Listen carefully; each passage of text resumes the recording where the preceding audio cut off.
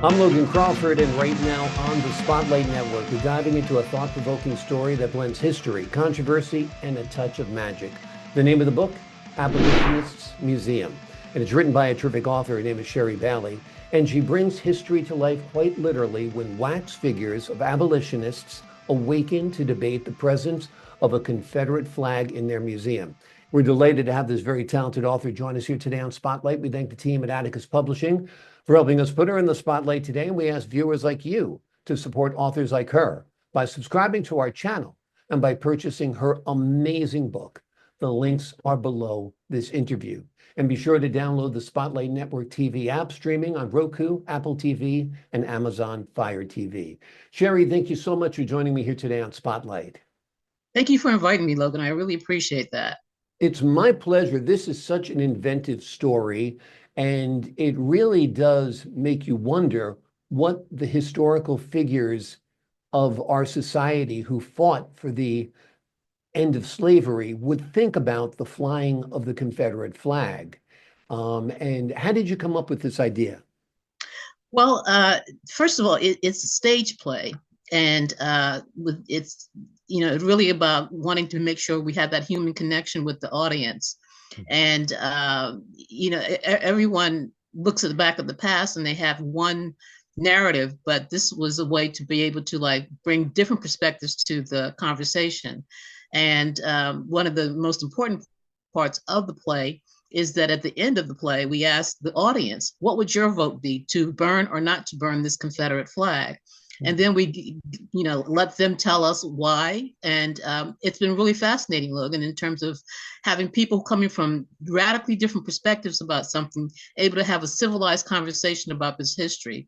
And ultimately, that is how we're going to be able to heal ourselves, is by being able to have these conversations. We had one performance one day where we were doing the play, and suddenly from the audience, a voice said, Nat Turner, who's one of the historical figures portrayed, Nat Turner killed my family. And we were like, well, who said that? And it turned out to be a 70-something-year-old Rose Nichols, who was a descendant of one of the victims, casualties of the Nat Turner insurrection. And she said that, Logan, like it had happened the week before, as opposed to almost 200 years previously. And that was possibly, we were involved in possibly one of the best post-show conversations that you could possibly have. We had Sons of the Confederacy who were there in the audience because they'd heard about the play's plot and they wanted to make sure that their flag was not desecrated in any way. It was wonderful in terms of being able to have that exchange between people who, again, coming from different perspectives, but able to have a civilized conversation. And if you go on YouTube and so forth, you look up Nat Turner killed my family, and we have about a 4-minute clip there that kind of captured the moment. And it was, again, one of the best experiences I've had in terms of being able to say that these public conversations are necessary and they work. Wonderful. As an artist, you want to provoke a response, no doubt. Exactly. And it seems to me, depending on where this play is produced, you'll get different reactions. I remember being a young man moving down to Atlanta, Georgia to be a TV news reporter and going to Stone Mountain, Georgia for the first time.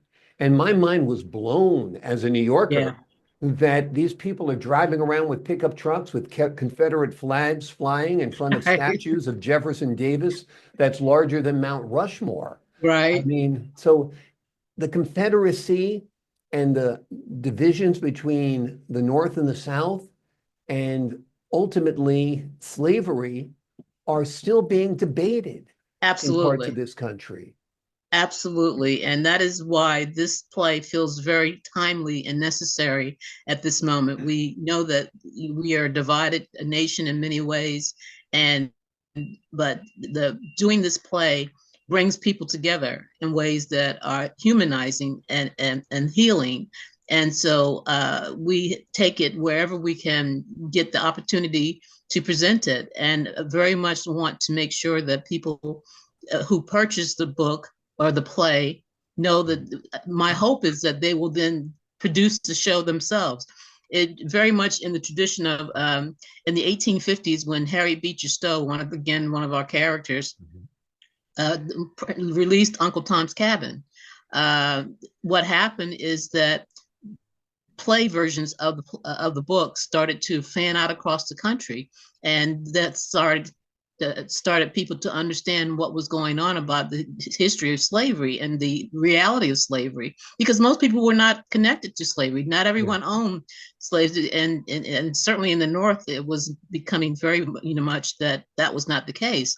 But once they started to like understand what was going on, 10 years later, when Abraham Lincoln met Harriet Beecher Stowe, he said, "So you're the little woman who started this big war," because the book got into people's hands and they started to focus on it and ultimately had to resolve it. And that was, the goal of this play, is to get people to focus on where we are and how do we move beyond that. So there's conversations about moving monuments and, again, the flag.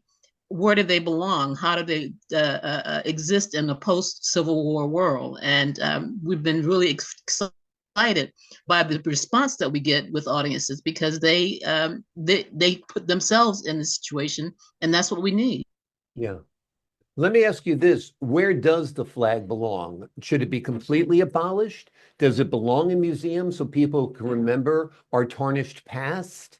Um, That's a great question, because and every audience is different. I love going in front of middle school students mhm, because they're not jaded mhm, and they speak honestly. I love all audiences, because much to my delight, it's not the standard answer. Burn the flag if you're pro flag. The conversation oftentimes centers on it belongs in a museum. mhm. And if someone wants to fly it on their private property, that's their right. But it doesn't belong above a city, or state flag, because then it's saying that everyone who lives in that, under that, is in agreement with that, and that's just not true. So that is kind of often the conversation that is had. I know that when we did the performance with where the woman shouted out, "Nat Turner killed my family," at the end of that, I saw the man, one of the sons of the Confederacy, and the woman who was playing Harriet Tubman exchanged contact information. Whether or not they actually contacted each other, I don't know. But the fact that that had happened, I thought was really significant. And that's the goal, again, to get people having conversation, not shouting at each other and throwing chairs, but actually having real conversation. Exactly. Dialogue is so important, not only in plays, but in real life, probably more Absolutely. important in real life. Would you like to see this produced into a film? Yes, I would. I think that that would be really the way to go in terms of this. But I would like to see it produced as a film. But I also would like to see your church or your synagogue, your temple, produce it yourselves with your own actors, and having that conversation. Invite other denominations to be a part of the audience, Mm. and really fulfill that personal connection to the story. I like a lot of non-traditional casting. So I've had Abraham Lincoln, played by an African American female, a Mhm. Latino teenager, because once you put a stovepipe hat and a beard on anybody, what do you get? You get Abe Lincoln. Exactly, exactly. And that's part of the fun of producing something, is that you Absolutely. can have that artistic vision and it doesn't have to fit into a puzzle piece. It can be something that you color outside the lines a little bit and create your own vision. And I think that's great. Where have you had the opportunity to produce this so far? We were actually at the White House last summer on June 19th, Juneteenth Day. Mhm. Uh, we were at the eclipse at the White House, and that was quite wonderful in terms of being able to do it in the nation's capital. Mhm. And that is hopefully we will be able to tour it through schools and churches and houses of faith, in terms of like getting it out there. As I said, the model is the Uncle Tom's Cabin route, where the companies, the casting companies across the country will go out and talk about it and create the conversation. Charlottesville was an important location. We were in Charlottesville the summer before what happened in Charlottesville with the Biden and so forth happened. We were there in 2016. And we did the play. We did a press conference in front of the Robert E. Lee statue in the park. We did a performance in the Charlottesville City Council chambers, and we did the performance at a homeless shelter. Again, wanting to meet different audiences and have that conversation in different formats and so forth like that. Yeah. So we would like to go back to Charlottesville and do a performance, and then to leave that play in Charlottesville as a regular feature to what they offer in terms of talking about the issue of slavery and so forth. I think that'd be wonderful. I mean, Night at the Museum was produced where dinosaurs come to life. A Exactly. huge display at Disney World, of course, is the Hall of Presidents.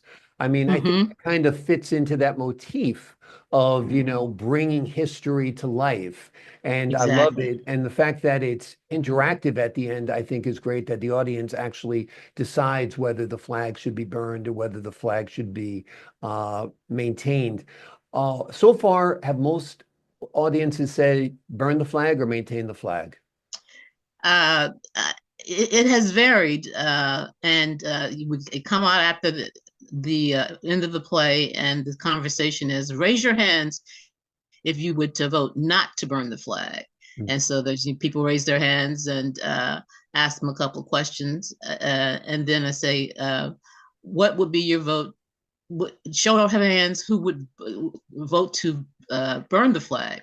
And usually that gets a louder response.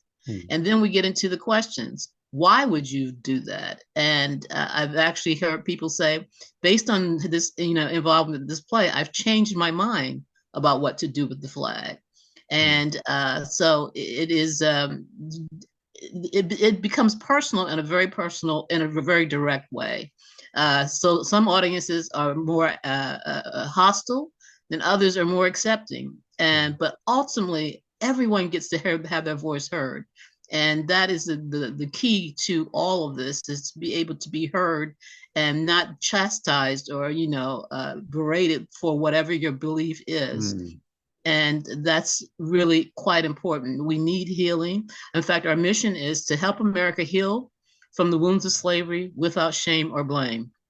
And here in Virginia, where I live in Hampton Roads, this is, where the nation we are today in 2025 started here in Virginia in Hampton Roads.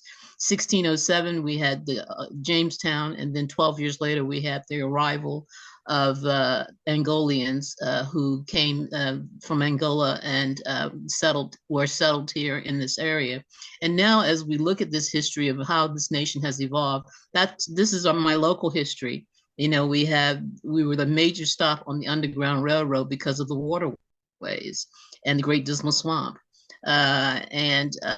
So that's history that, again, when we talk about this history, we begin to unravel it in ways that are healthy and healing. And so it's become a mission of mine in terms of how I do this work. I look at, for dramatic stories about our history, the Battle of the Great Bridge, and, all of the wonderful, all of the events that happened in terms of this. We dramatize these stories and have conversations about them. And that is, in fact, Logan, the most important part of all of this is to create the conversations. Because once people start talking to each other, that breaks down the defensiveness, and people become, understanding, and they look forward to the conversation.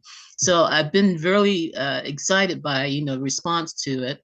And I would say that mostly it comes down on the flag has a place to be, but not, a run above a city or a state. And that's been very exciting to see that. And Absolutely. so just like Harry Beecher Stowe had an impact on, how, people were regarding slavery and bringing it into the conversation, that's the same role model, business model, I guess you would say, that I'm hoping to achieve. Wonderful. Well, we hope you achieve it as well. It's an amazing play. It really brings to life issues that are still being debated today, as we mentioned before. And I can see the flag being kept in a museum so we can remember the tragedies of our past. When somebody flies it from their pickup truck, I find it offensive. It's as simple as that. The name Hmm. of the play is Abolitionists Museum. It's written by a terrific playwright. Her name is Sheri Bailey, and she brings history to life with this story, quite literally, when wax figures of abolitionists awaken to debate the presence of a Confederate flag in the museum. Buy the book and read it. Buy the book, produce it. Spread the word of this wonderful work. It will be a worthy goal, no doubt. Sheri, thank you so much for joining me here today on Spotlight. Well, Logan, before we finish up here, though, you could make a great Abe Lincoln, you know? I'm the same height.